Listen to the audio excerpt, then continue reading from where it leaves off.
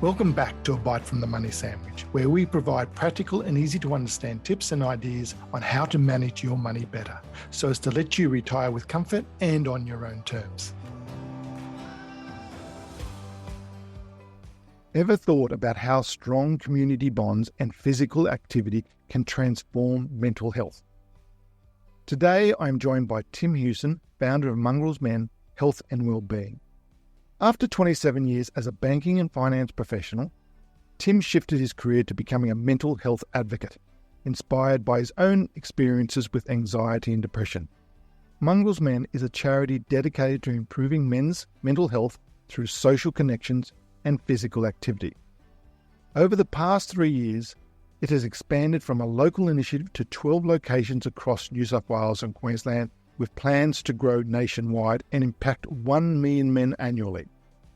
We also discuss the importance of early education, reducing stigma, and creating supportive spaces where men can connect and thrive. Well, hi Tim, it's been a while since we've last caught up. Morning, Mark. How are you? Good, thanks. I've known you from the financial services industry, and you did have an impressive career, but you've really taken a bit of a right turn where you are now. Can you just share why, from your experiences in the corporate world, has helped you shape this approach in improving men's mental health and well-being, which is such an important topic and a topic close to my own heart with the financial well-being side? Yeah, sure. A right-hand turn. I don't know whether it's a 180 or more of a sideways step, but it's certainly a very different pathway for me. And I think, if anything, 27 years in the corporate world, in particular in banking and finance, has taught me a lot. I was lucky enough in that time frame to be able to have, a number of roles, and that's given me a very broad and deep skill set. And if I think about how and where I'm applying that now, whether it's starting up a men's mental health charity from scratch, whether it's starting up my own business, Betterment Consulting in the kind of mental health and well-being, or just trying to have an impact in this space, I've been able to employ all of the skills that I've garnished over that time frame. If I think about leadership, that was necessary for me to put in place, a board. I've got to manage 15 champions and volunteers across the charity.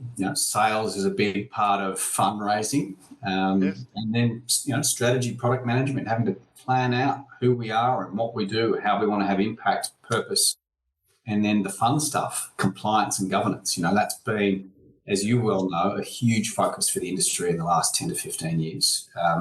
Within the charity sector, it's a heavily governed sector. So it's been a great kind of platform for me to be able to build a charity from. And I think, given your background, I think that's one of the reasons, unfortunately, I've seen charities just fall over, and it's really, they've got a great idea, they've got a passion for whatever particular cause or charity that they're wanting to do. It's just the structure, the bones behind that, needing the governance, as you said, the compliance, even as you said, building a sales team. They're looking for that. It's that you've got that. So it's actually, from a charity point of view, that's a great start. Yeah, it is, but I'll be honest in saying, we've only just clicked over 3 years, and in that very, very short time frame, we've gone from having to roll our sleeves up, get our hands dirty, and for all of our volunteers, directors and champions to kind of dig in and put in some hard work, to learning some really, really valuable lessons in that very short time frame. The world has moved on. Mental health is now a much more common conversation. It's happening more and more. It still needs to happen more often, but it's happening more and more. Awareness is better. Negative stigma has been reduced. More money's going into this area, but of course the challenges continue to grow. So we've had to adapt our thinking and adapt our model from what we've learned over the last 3 years to where we actually want to go and where we need to go. And COVID had a big part to play with that. People, the mental health side of it, the isolation, and just even the anxiety of seeing something or being affected by something we just never knew about.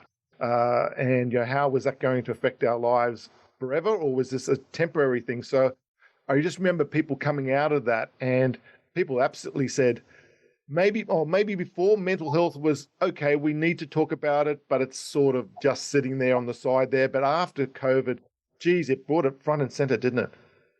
It really did. And I think this is one of the positive outcomes of COVID and isolation, and us having to rethink who we are, what we do, how we go about it, and kind of look inwardly to kind of build up, what is otherwise termed as resilience. And I know this is something kind of close to your heart as well. But, the lack of social connection, the lack of community, the lack of being able to have face-to-face conversations with people. The few things that you were able to do, depending upon where you are, was get outside and do a little bit of exercise, even if it was just for an hour a day. And then there was limits around who you could socialise and mix and exercise with. So it kind of made people rethink what's important to me. How do I keep myself mentally and physically fit and strong and build the resilience? Because nobody really knew how long we were going to be in this situation for. And I could see, even differences from my friends or family in Queensland who had a lot more freedom, and same with West Australia, to what we were we were in the middle in New South Wales. But when we saw, say, Victoria, and went into, the third or fourth serious lockdown, you're just talking to them on the phone, you could just hear it in their voices. That was significant. That very last big lockdown that they had for a couple of months, there were a lot of people struggling. Yeah, and that was the really interesting thing for me, because you actually had to find a way to meaningfully connect with people via two dimensions, or over a phone, or via text messages, and it was a change in the way that I had behaved, because being sales and product and strategy, but I was out kind of talking to people all the time, whether it was for work, the work I was doing in the charity, or just as part of sporting groups. It was a big, big change, and it had to change. It forced me to change the way I connect and communicate with other people. It had to become more meaningful. It had to have an impact. And at the same time, I needed to get something out of that human connection as well. Yeah, and we'll talk about how you started Mongrels Men, and you actually said about the sporting connection, and I really enjoy that story, so we will go into that. But just before that, it must have really, and as well as I do, we saw people in high-pressure careers just really struggle with balancing well-being and mental health. From your own experience and being more corporate, because I was more small business, you must have really saw that on a daily occurrence, this struggle with mental health challenges in the workplace. Yeah, not just in the workplace, but outside the workplace as well. At the time I was managing a national sales team, so I had people kind of all over the country. The only thing that we had was, digital means for being able to maintain contact with one another. We had at the time, weekly sales meetings, and what I found was that on top of the work that needed to be done, and that mounting pressure and the anxiety and not being able to get outside, and the lack of human connection, and the significant shift in the way that we all had to behave in a professional and work environment. And as humans, we had to shift our thinking around how we engaged as a team. So every second sales meeting was wiped, and it just became a social, and the socials turned into fancy dress and games, and just ways for us to be able to connect as humans, not just people that work together. And it's something that we kept all the way through COVID and beyond COVID. Every second sales meeting was no longer a sales meeting; it was our social, and the rule was simple: we don't talk about work.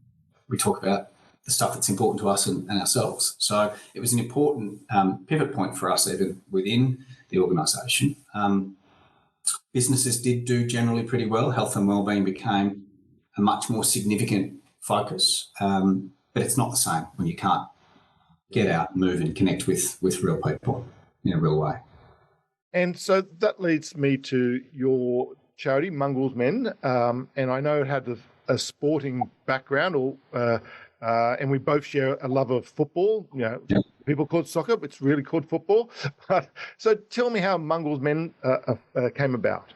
Yeah, there's a couple of kind of sporting aspects to this, because I suppose I started organising events for guys to get together back in 2008. It was a golf weekend, and that kind of just grew over time in the background, and was a once a year event, and I didn't really appreciate how important it was for these guys to be able to get together and have a weekend away and time for themselves. But it was, a couple of dads standing on the sideline one weekend after watching their kids and wives and everybody else running up and down, having a great time with big smiles on their faces, realising that we'd been standing on the sidelines of life and had missed out. So we set up the team. One of the great benefits of being the team manager in terms of, not just washing the bibs and bringing the oranges and herding blokes, middle-aged blokes like cats every week, was organising the end of season event. And we were out celebrating a middle-aged football season victory in 2018. And one of the guys came up and he said, "Listen, Timbo, thanks for organising, mate. I really appreciate it." And I kind of made a joke about being the oldest player in the team and how being the team manager was the only way I could secure some time on the field. And he said, "No, seriously, because if you didn't organise for me to turn up to training, to turn up to the games and have the support of these blokes, I just wouldn't be here." And, those words kind of rattled around in my brain all night, and they hit me like a sledgehammer the next morning, that we'd done a great job as teammates, stepping over that white line onto the field, behaving as a team, supporting one another, being there for each other, but we stepped back off the field and over that white line, and we completely missed it. Here is a guy that had been standing in front of me and for the last 6 months had been thinking about taking his own life. And I'd missed it. The entire team had missed it, and we needed to do a much better job of digging deep, scratching below the surface, having more meaningful conversations, and being there to support one another. And that in combination with, seeing some of the increasing challenges that friends and family were going through, looking at the mental health and suicide statistics in particular impacting men, made me think that I kind of needed to do something more than just organise a blokes football match and, an annual golf event. I needed to do something more than what I was doing. No, and I think that's so important. And a lot of that mirrored the way I stayed in football for so long, right? Basically up until 60, because the same thing, our children all went to the same primary school. We were sitting on the sidelines and saying, well, what do we do in the afternoon? Why don't we form our own team? And it went from 15 dads to 100 dads from the same primary. And it was a great way. Most people say that when you go to these primary school events or even high school events, because we all moved on, that it was the fathers who just sat around not knowing. But in our situation, we all knew each other because we played footy on the weekend. But you've taken it that one step further, and it's so important that you've created the community, but you're now creating the conversations.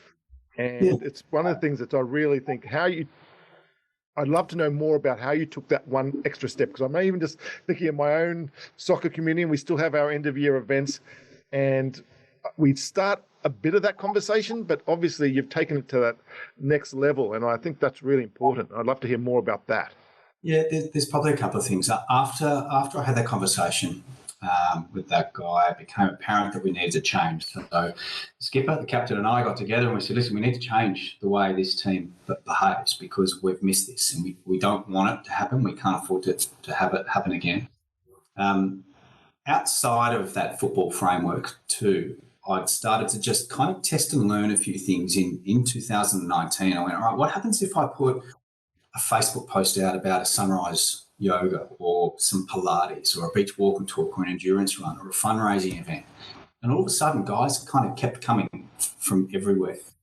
I'd also started to run up and down the beach with a mate. Trent identified that, getting out, regular exercise, running and walking shoulder to shoulder allowed me to kind of gain the confidence to open up and, if I can, share my shit a little bit with this guy so that we were able to have a more meaningful conversation and test and learn more meaningful conversations, the involvement of exercise, movement, this idea that sports is not just a great community initiative, but a way to bring people together, gave blokes a reason to turn up, a reason to be there, an excuse. And for us, it was almost like a disguise in some ways.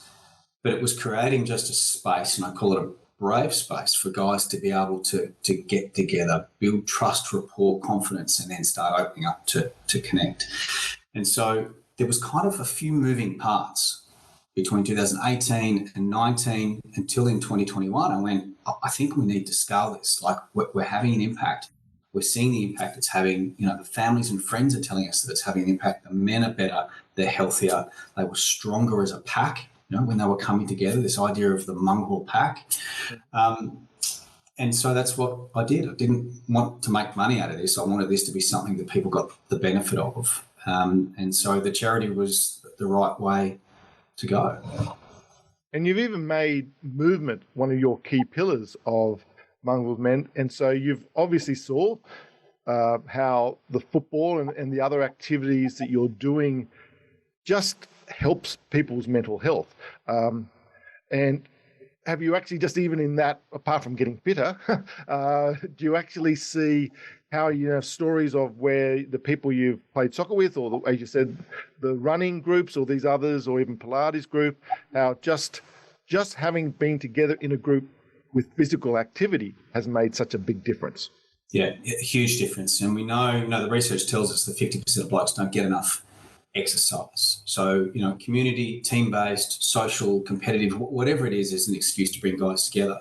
One of the other things that was said to me as part of the soccer team was, it's the only 90 minutes that I have to myself during the week where I'm not, you know, running a business. I'm not a father. I'm not a husband. I don't have to, you know, worry about employees. I can just be me. I can just think about me. And so this idea of creating a space just for a bloke to be a bloke and men to be men, but use physical activity and movement as a way to also encourage, help, support, but also drive much better kind of physical health and wellbeing, made sense. You know, there are some great benefits to physical activity and mental health. We all know that there's an immediate connection between the two. We also know that low and no movement can have an impact, increase stress, increase anxiety, results in higher rates of depression. But you know, regular exercise, research tells us, you know, 1 to 3 times per week at a reasonable level can improve our mental health and wellbeing by about 40%. Yeah, and that's significant. And please keep going. I was just going to say, it was a great benefit, not just physically, but, you know, we're getting together, we're running and playing and shoulder to shoulder. And I think that non-threatening way of allowing blokes to be able to turn up and have a conversation in a non-threatening way allows them to feel more comfortable to open up and share some of their challenges, because it wasn't that long ago that if 2 blokes were staring at each other across a table, that meant you were going to war. You know, who would have thought chasing a ball around a football field could have saved lives? And I think that's such an important point, because really there was a stigma. You know, there is absolutely a stigma. Even still, there's a stigma around men seeking help. Even, you know, talking to, even speaking to a mate, or even the "Are you okay" day. For adult men, anyone's over 40, I think 20 and 30-year-olds are getting better at it, even though they still need a lot of work still needs to be done there.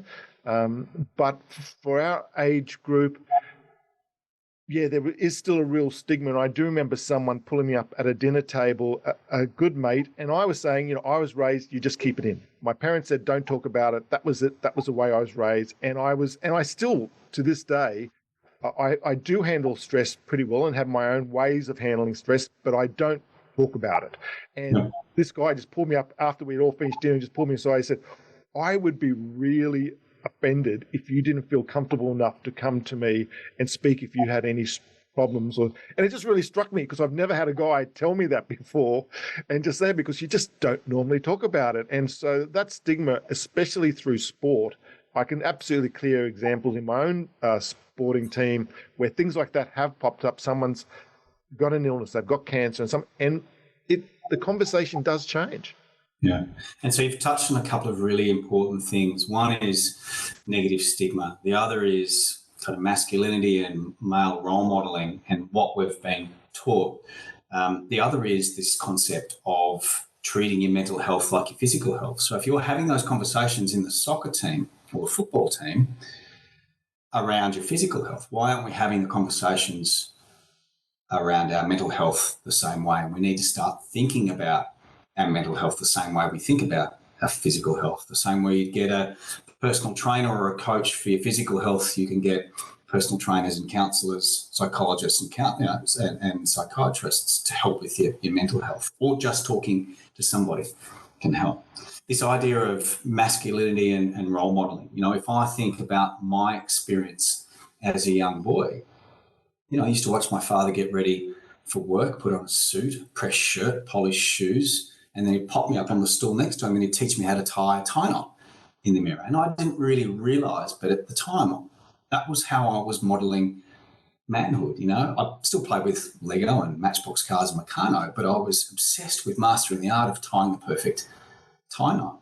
You roll that forward into my teenage years and I've got your typical worries and anxieties, but I was also highly paranoid, and those paranoid thoughts meant that I couldn't leave the house until my shoes were freshly polished, my socks were pulled up, the lines of my socks were straight down my shins, my pants were pressed, my belt buckle lined up with my buttons, and of course I had to have the perfect tie knot.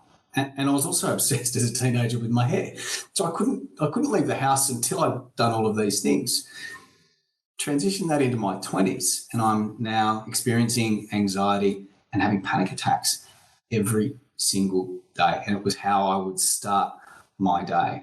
I'd rush off into the men's bathroom, lock myself in the toilet stall and just hang on, to this whisker of hope while my kind of mind was racing, my heart was beating out of my chest. I felt nauseous, sick, dizzy, shaking. I had no idea what was happening.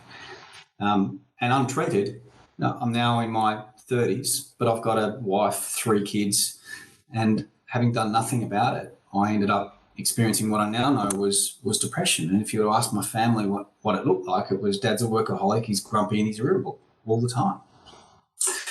And then it wasn't until my 40s that I finally woke up, having buried myself in 20 years of fear, shame and embarrassment, that I finally got some professional help. But it happened to coincide with when I was getting separated and going through divorce. But it was this man up approach, this not speaking up, this burying, myself in work, fear, shame, embarrassment, lack of education and knowledge because of the stigma. And so that idea for me of shifting from, man up to suck it up, to soldier up, to drink a glass of men, it needs to be about speaking up. So that point about male role modelling, I looked in the mirror and the guy I saw staring back at me was wearing a suit, he had a good job, he had a wife, kids. It was everything that I thought I was meant to be. It was everything that I was taught, standing on that stool as a kid, tying my tie knot. That's what I saw. That's what I was taught to be. But, it took 20 years for me to figure out that approach just doesn't work. That's very, very honest of you and very brave of you to talk about your own experiences like that, Tim. How, and I'm just relating it back to my own situation, to actually take that step to contact a professional to get help, that must have been a major step for you. It was a major barrier for you, I suppose, even. Well, it was a barrier for 20 years. And, I didn't want to ask the question because I didn't want the answer. I didn't want to admit there was anything wrong, but I knew that there was something wrong. It was impacting my life and my marriage and relationships in a significant way. But at the same time, I was able to hold down a job and build a career and earn an income and provide for my family and do all of those things that we think that we're meant to be doing. That's what masculinity for such a long time, for generations, has been defined as. But to your point about bravery, so 2 things. The first is, I think it was one of the hardest things I would do. Certainly in my top 3 is reach out for help, but I made it that. It was actually one of the most beneficial things that I could have done ultimately. And, secondly, overcoming that kind of negative stigma was, again, mostly around me. But to be fair, we're talking more than 20 years ago, and the world has changed a lot in that very that over that time frame, and even more so in the last 5 years, where mental health awareness is much better. The negative stigma is starting to subside, but it is still there. 25 years ago, there's no way I could have had that conversation with anybody. Yeah, no, it is. You're absolutely right. And we'll talk about November and other mental health months. And, they're so prominent and so much work is being done in those areas. It's just great. I always have a problem with as you said, you couldn't have done this 20, 25 years ago when you were younger. It's easier now. How do you find it's different for 20 and 30-year-olds now to people? It is easier for that, but they've also got just different, they've got gambling apps. They've got different issues that we never had to deal with. That's absolutely affecting people's mental health. And I know you're sort of looking, your age group of Mongrels Men is probably a bit older, but it obviously is something you've seen and would have a view on. Yeah, and not only through my own life experience, but family, friends. I've got 3 teenagers. I think we're lucky that mental health education and awareness is happening at a much younger age. It's happening through our schools, and that's where it needs to happen, because if we actually want to really turn the dial on the suicide numbers and the mental health disorder and illness numbers, we actually have to think about not just control and reduction, but we have to go all the way down the pipeline as far down as we can for prevention. But that's that's a double-edged sword. Information education needs to be taught and delivered in the right way, so it's not alarmist, that we don't attach ourselves to things that become problematic, and we don't also build a level of resilience that we need to be able to adapt and evolve through life. So it is starting in schools, it's happening earlier, and it's a good thing. But I don't want it to result in us missing out on the parents and the older generations. So we need to work just as hard, because we know that mental health and suicide rates spike as you get older. It's, the leading cause of death for Australians between the ages of 15 to 44 is suicide, which, when you look at that, is kind of quite shocking as a statistic and a number.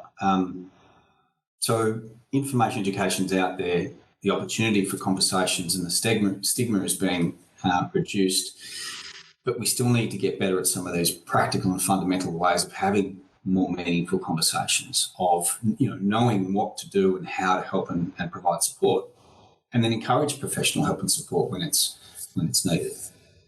And one of the things, just doing some research on the information you're kindly providing on your website, it really struck me in that you're saying about 1 in 3 men between 30 and 65 have no social connections. And I just thought that couldn't possibly be right. But one of the things you said earlier was, even in your own marriage, they didn't understand what the pressures that you were going through because you hid them. So, there is an isolation in that, even if you've got family and friends surrounding you. So I now get that. But what are some of the practical ways? Because you just mentioned there some of the practical ways you can help turn this, we can turn this statistic around. Yeah. And there's a very clear impact on our physical and mental health around things like loneliness, those 1 in 3 having no social connections. And 1 in 3 Australians feel lonely. The World Health Organization has looked at loneliness as a major and global public health crisis. We have ministers already being appointed to governments across the globe that are specifically looking at tackling this. And can knock 15 years off your life and have the same impact as smoking 15 cigarettes a day. So we need to do something about it. What do we do? Well, through the charity, one of the things we do is get guys together and give them this brave space. But the brave space has to be earned in a way. Like, you've got to turn up, you've got to trust those around you, you've got to build rapport for you to be able to then share some of your challenges. Some guys come in and they share like that. Others, it takes some time. So we focus on making it easy. We make it simple. There's no admin, there's no joining, there's no fees, there's no paperwork. We even pay for the coffee to get the guys to stick around and encourage a conversation. We just take the hurdles away. And if you take the hurdles away, you take the excuses away. And if you take those away, then you create opportunity. And the opportunity then arises out of being inclusive and providing a range of opportunities for men to use exercise and movement, but also an opportunity to have a conversation. And so those frameworks allow them to happen much more meaningfully. So, we are very much focused on this idea that we provide community and local access for men to be able to develop and maintain social and support networks, so they've got somewhere to go, someone to talk to, something to do, and support when they need it. We are preventative and non-clinical. So, of course, we then need to inform and educate and train the guys in our communities to say, well, here's what you need to look out for, and here's what you do. Here's how you have those conversations, and here's how you can support them and where they can go. Community and connection is an important part of kind of managing your health and wellbeing. It's one of they're two of our core pillars. So, we are blokes. Let's just keep it really, really simple. All you need to do is turn up and we'll take care of the rest. Yeah, no, great. And because it is blokes, it is Australians, you also use storytelling and humour. You couldn't do this without humour in Australians. We've got to laugh at ourselves. Even the darkest time, it helps. It breaks barriers. And I know that's something you definitely believe in too. Yeah, I think storytelling is a great way for me to be able to share my own experience. It normalises conversations about mental health. It gives mental health a face and a voice. But the idea behind storytelling is that it can also take people on your journey, and it's a real skill, and it's something that's really hard. And it's for me, it's still developing. This idea of being able to share my story so it's informative and engaging. But humour is, you think about a bunch of blokes standing around having a conversation. And inevitably there is someone having a laugh, someone having a deep and meaningful, someone taking on a challenge, but there's always an undertone of banter. And if that's what gets blokes talking, then great, kind of whatever it takes. We used to have within, in particular our DY groups, a dedicated joke teller, who every meetup, Monday, Wednesday, Friday, he had to turn up with a joke. And we relied upon this, it had to be new, it had to be different. People had to laugh. And it was a great icebreaker. It was a great way to bring guys together. And it was a great way to kind of reduce those barriers and hurdles, get people laughing. And we all know laughter produces some great chemicals in the body as well. So it helps with stress and anxiety, but it just breaks down those walls and makes people feel almost immediately comfortable. Yeah, no, it's so true. And you've got some big plans for Mongrel Men, because as you said, you said then at DY in your local area. Where would you like to see? Because obviously anyone in Australia would like to be part of something like this, or for men, but it's not there yet, is it? No, 3 years on, we are 12 locations across New South Wales and Queensland, supported by 15 volunteers. Our goal in the next 5 years is to have 800 locations across the country. And if we can do that with our regular meetups and our programs, we can impact 1 million men over those 5 years. But directionally, where we want to get to in the next 10 years is impacting 1 million men every year, which means we need 2,000 locations. So that's 2,000 volunteers running, a meetup once a week, getting guys out, moving, talking, connecting and sharing. Is it ambitious? Absolutely. Is it necessary? Yeah, if we want to make a real impact in the numbers and impact men's lives, then they're the kind of numbers that we need to look at. And that's most of the postcodes across Australia, to be fair. So we'd love to have someone in every community running events, activities and programs for blokes, so they've got those places to go, someone to talk to, and something to do with the support they need in their local community when they need it. Yeah, no, that's, yeah. I will follow this with interest. I still, even though I've stopped playing soccer, the end of season trip is still going. And it's something very much to look forward to. And it just, as you said, the banter. And we do have someone in our team who's, you just know he's going to come up with a joke every time, and you look forward to it. Even now, it just makes me smile. So they're the sort of things I totally agree with, and just really wish you the best on this. Thank you. Tim, I've kept you long enough, but it's just been really great to have you on the show. And that half an hour has just gone just so quickly. I do ask every guest that's been on the show, what's the best piece of advice they've heard? So I may not be straightening your tie, but it's what's the best piece of advice you've had, Tim? Breathe. It's pretty important. But on a more serious note, I think, perspective of playing the long game. So it's very easy to get caught in the here and now, to think that what you're experiencing is not just now, but forever. And that might be, stress, anxiety, deadlines at work, anything, but things are constantly evolving and changing. Playing the long game. Love it. Yeah. No, thank you very much, Tim. It's been great having you on the show. All the best with Mongrels Men and your business betterment. We will have all the details in the information that goes with this podcast, as well as website details. But just Tim, again, all the best with this project. It's just terrific. It's something our society needs, and the more you can do, the better it's going to be for Australian men. Thanks, Mark. Appreciate it having me on and opening up a conversation about mental health. Appreciate it. No problem. Thanks, Tim.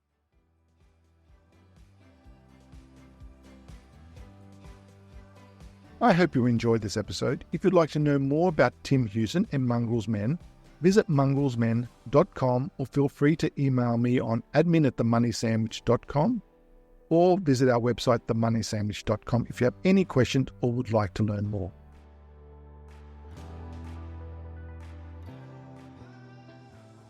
Enjoyed this episode and want to hear more of A Bite from the Money Sandwich? Make sure you subscribe on your platform of choice so you can automatically receive each episode as soon as it's released.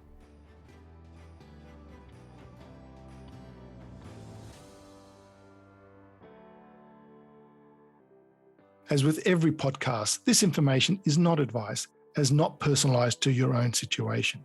And past performance is never guaranteed for the future. What we are trying to do here is to provide tips, coaching and education to help improve your money knowledge, which we believe can only be a good thing. See you next time when we take another bite from the Money Sandwich.